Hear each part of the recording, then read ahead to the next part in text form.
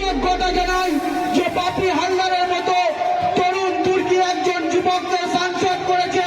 তিনি দিল্লি পুলিশের চোখে চোখ রেখে অভিষেক বন্দ্যোপাধ্যায়ের কথা মতো আন্দোলন করেন। আর একজন তরুণ প্রজন্মের নেতা আজকে ডায়মন্ড হারবারের গন্ডি ছাড়িয়ে মহেশতলা মগরা পশ্চিমের যে নবরূপকার হিসেবে সাংগঠনিক দায়িত্ব নিয়ে এসছে। অনেকে বলেছিল আমি ডাক্তার বাবু এমআরআই করে এসেছি, মগরা পশ্চিমে কোনো ডাক্তার লাগে না। শামীম আহমেদ, ইয়াস মোল্লা, বাপি হালদার, মুজিবুর মোল্লা, তিন মগরা পশ্চিম, তিন অভিষেক বন্দ্যোপাধ্যায় যথেষ্ট।